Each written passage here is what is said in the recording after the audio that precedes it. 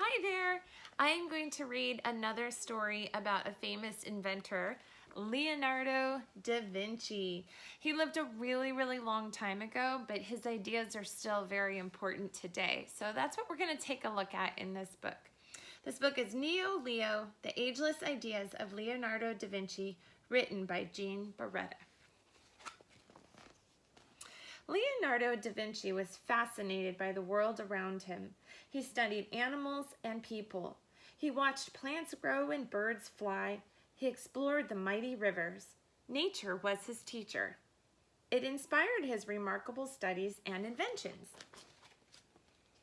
Leonardo's ideas were revolutionary, but they only remained buried among his 20,000 pages of notes. Most of his inventions were not built during his lifetime. The designs were either too expensive, too sophisticated, or too controversial. Sadly, most of his ideas have been lost to time, but the surviving notes prove that he was a true visionary. For example, in 1903, the Wright brothers were famous for creating an engine-powered aircraft that could carry a person into the sky. Well, a long time ago, 400 years earlier, Leonardo had designed several man-powered aircraft, including the ornithopter. He wanted to give people the ability to fly like the birds he so passionately studied. In 1891, Otto Lilienthal had actually seen Leonardo's ornithopter drawings in the late 1880s. He was motivated to develop history's first successful hang glider. Leonardo designed his glider after watching the leaves glide through the air. In 1887, Adolf Eugene Fick is responsible for making and fitting the first pair of successful contact lenses. Oddly enough, he tested them on animals. Leonardo's diagrams showed detailed concepts of contact lenses. He used light and water to conduct advanced studies in vision and magnification. In 1895, Thomas Edison's kinetoscope was the forerunner of the modern movie projector. But it wasn't the first example of a projector. Leonardo figured out how to use light and to project images through a lens. In 1781, Thomas Paine exhibited a model of a single-span bridge in Benjamin Franklin's garden. At the time, no one believed his bridge could work, especially without the usual support piers to hold up the center. But Leonardo believed that a single-span bridge was surely possible. But like Mr. Paine, he never saw his bridge constructed. He also proved the value of a truss bridge. Leonardo's experiments confirmed that a triangular truss would resist tension better than the older box structures. He proposed a two-level truss bridge, the bottom level for transportation and the top level for pedestrians. In 1916, the world had not seen a tank in action until World War I. The British Navy developed it, and Captain H.W. Mortimer brought one into battle for the first time. Leonardo was thinking about tanks long before Captain Mortimer. Turtles became his model. He considered himself a pacifist, but looked at weapons as a design challenge. He also designed grenades, machine guns, and a giant catapult, amongst others. In 1870, James Starley is credited as the father of the British bicycle industry. Many of his inventions led us closer to the types of bicycles we ride today. Did Leonardo invent the bicycle? A bicycle does appear in Leonardo's notes. While historians agree that it's not his drawing, some think that a pupil drew it after studying a bicycle prototype in Leonardo's workshop.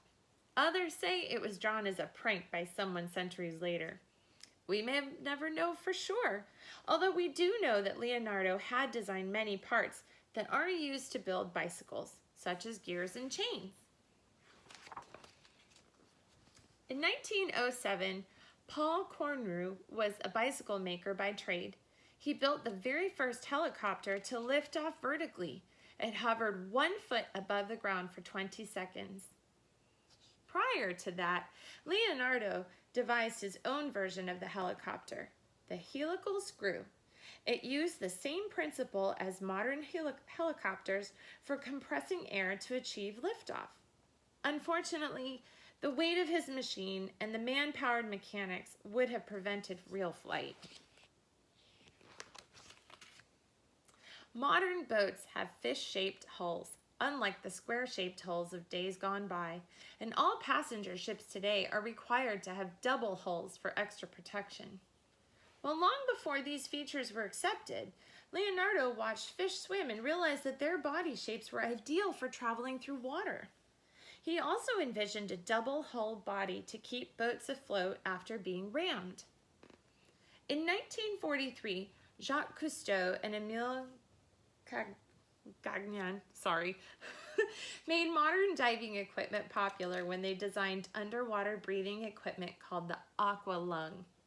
Scuba gear existed much earlier than Leonardo, but he added his own features, such as an inflatable bag to raise and lower a diver and reinforced breathing tube. With the use of modern imaging technology, doctors now understand that when the blood moves through the heart, it forms a vortex that opens and closes the valves. Leonardo had already figured that out. Through detailed body dissection and simulated water experiments, he discovered and diagrammed accurate examples of vortex formation in the blood. What do a steam locomotive and a cooking rotisserie have in common? Leonardo da Vinci, of course. His notebooks are filled with experiments on steam power and air pressure, predicting the development of the steam engine. He understood that hot air rises and used that knowledge to operate an automatic rotisserie, the first one. In 1885, automobile engineer Carl Benz invented the first gas-powered automobile and essentially launched the auto industry. You might have heard of his cars, the Mercedes-Benz. Leonardo's self-propelled car foreshadowed both the automobile and the robot. The cart was spring-powered and had levers and gears that were used to program its movements like a primitive robot. Leonardo designed and actually constructed robots for royalty and court pageants. Springs, levers, water, and weights powered and controlled them. In 1940, when people attended the 1940 World's Fair in New York, they came face to face with Electro and Sparko, two of the world's earliest robots. In 1785, Jean-Pierre Blanchard created the original all-fabric parachute and was the first to prove that it could provide safe escape from a hot air balloon. Actually, his dog proved it. One could argue that Leonardo proved it before both of them. He had a different purpose for his parachute. Its function was for traveling from high to low surfaces like the birds he observed. His triangle design, unfortunately, was never tested. Until now, that is. That's right, Leonardo's ideas are finally coming to life. Several are being built and tested, and they're working. Adrian Nicholas built and flew Leonardo's parachute. Sam's team built the single-span bridge. Mark Rosensheim built and operated the self-propelled cart and robot knight. Dr. Maury Gurub, sorry, I'm bad with names, and confirmed the success of Leonardo's artificial heart valve model. Steve Roberts and Martin Kim built Leonardo's glider, and Judy Ledden flew it. The amount of knowledge and vision found in Leonardo's notes is overwhelming. And remember, about 2/3 of his notes are still missing. Imagine what's left to learn from this incredible inventor. The end. He was really an incredible inventor, and he inspired so many others. One of the things that the author does include in here, but not in the story part, is that when Leonardo wrote his notes, he wrote them all backwards.